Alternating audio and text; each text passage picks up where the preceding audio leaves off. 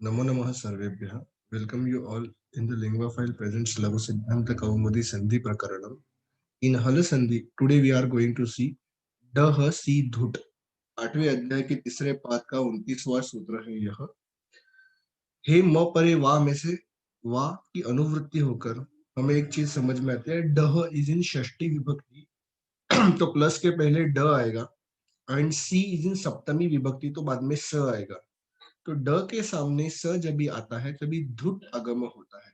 धुट आगम में ट हलंत्यम से उ उपदेश नासिक इत से चला जाएगा तो बचेगा ध. अभी जहां जहां आगम करेंगे वहां वहां पे हमें ध यह ऐड करना है. अभी धुट ट है, टित आगम है तो पहले होगा. किसके पहले होगा?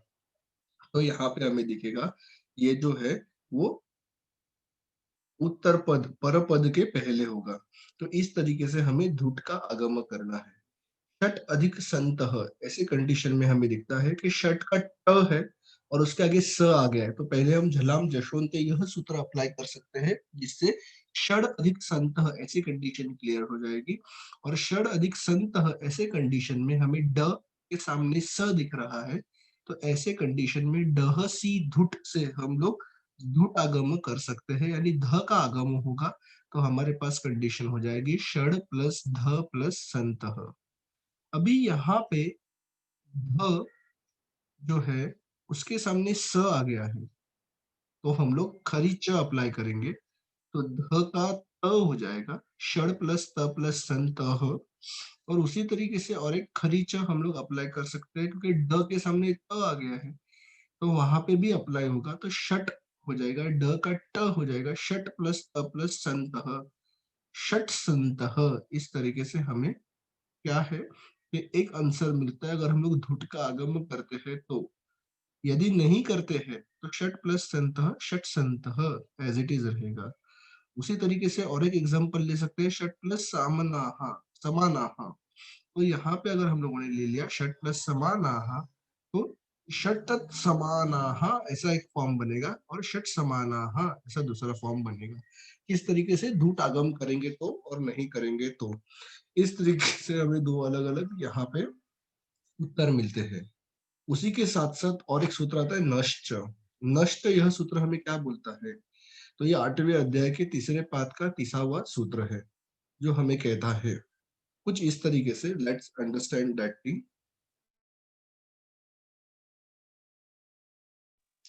नश्च कहता है हमें कि डह सी धुट यानी धुट का वहां से हम अनुवृत्ति करेंगे और हे म परे वा से वा की अनुवृत्ति करेंगे तो पूरा हमारा वाक्य बनेगा न अंत परस्य तस्य धुटवा. अंत में न आया पहले पद के और दूसरे पद की शुरुआत में स आ गया तो हम धुट आगम कर सकते हैं ऑप्शनली वा.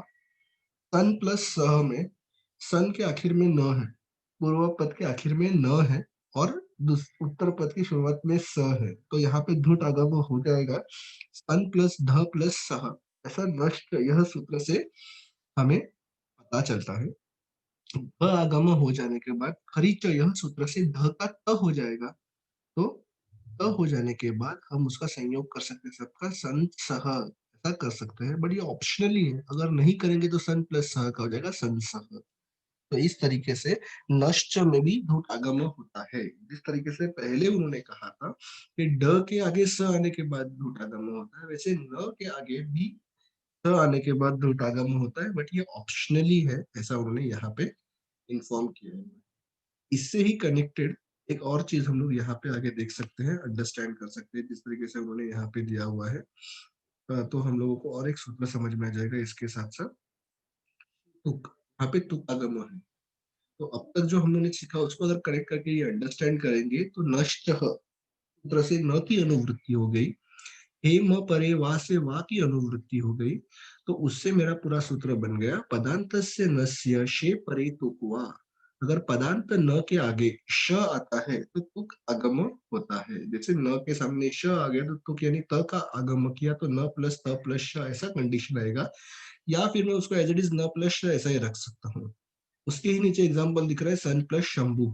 यह सन प्लस शंभु ये एग्जाम्पल के 4 पॉसिबिलिटी आंसर है जो उसके नीचे लिखे हुए हैं. सन शंभु सैंच शंभुः, सैंच छंभुः, सैंच छंभुः।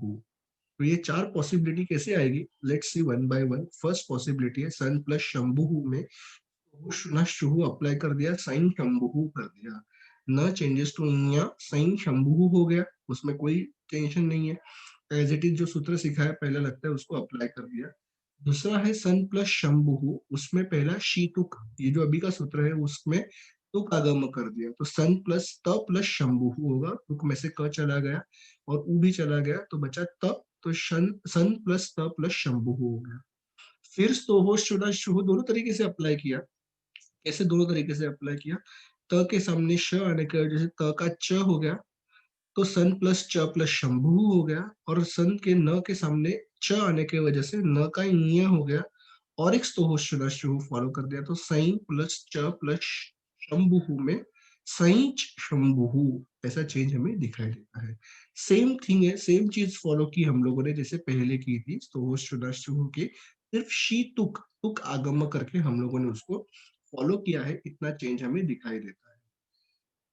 तीसरी पॉसिबिलिटी जो है सन प्लस शंभु की, उसमें सेम वे शी तुक से त आगम किया तो सन प्लस त प्लस शंभु हो गया।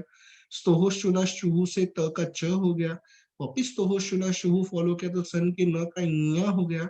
ये सब कुछ हो जाने के बाद शश छोटी एक सूत्र हमने देखा था, जिसमें ऐसा हमें अंडरस्टैंडिंग मिली हुई थी कि च के सामने छ आ गया तो श आ गया, च के सामने श आता है, यानी उस वर्ण के आगे तो हम क्या करते हैं, श का छ करते हैं।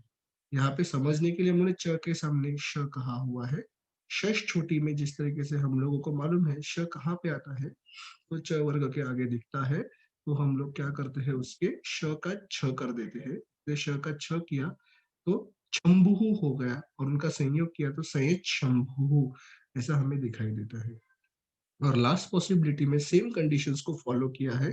पहले तुकागम करके त लगाया, फिर स्तोहोश शुना शुहु से त का च किया, फिर वापिस स्तोहोश शुना शुहु से न का ञ किया, शश चोटी से श का छ कर दिया। इतना सब कुछ कॉमन करने के बाद एक नया सूत्र आ गया, झरोझरी सवर्णे लोपः। झरोझरी सवर्णे क्या कहता है कि झर प्रत्याहार के सामने झर प्रत्याहार आता है तो सवर्ण का, यानी पहले वाले वर्ण का, उसके पहले जो वर्ण है उसका लोप कर दो। बट इसमें उसके पहले हल होना चाहिए, पहले झर के पहले हल होना चाहिए। जैसे सैयद शंभू मैं जब भी देखता हूँ तो च के सामने छ आ गया है, च भी झर है और छ भी झर है, तो च के सामने छ आने के बाद पहले वाले च का लोप हो जाएगा ऐसा कहा है। बट उसमें कंडीशन ऐसी है कि च के पहले भी कोई स्वर नहीं होना चाहिए, व्यंजन ही होना चाहिए। तो ञ ये व्यंजन है, तभी ज़रो-ज़री सवर्ण एप्लीकेबल होता है। अदरवाइज़ ऐसा बहुत बार होता है कि ज़र के सामने ज़र आ गया, बट हम लोग हमेशा ज़र में से पहले ज़र को निकालते नहीं, उसका लोप नहीं करते क्योंकि उसके पहले कोई ना कोई जो स्वर होता है, उसके पहले व्यंजन होना चाहिए, मतलब जॉइंट लेटर होने चाहिए। 3 जॉइंट लेटर्स जब भी होते हैं तभी ज़रो-ज़री सवर्ण पॉसिबल होता है। 3 जॉइंट लेटर और उसमें से भी लास्ट के 2 जो लेटर्स हैं, वो झर-झर होने चाहिए, तो पूर्व झर का लोप हो जाता है। इसलिए च का लोप होके सही छबहु ऐसा फॉर्म बना हुआ हमें यहाँ पे दिखता है। Thank you so much for this. Accordingly, we will move towards the next sutra in the next session.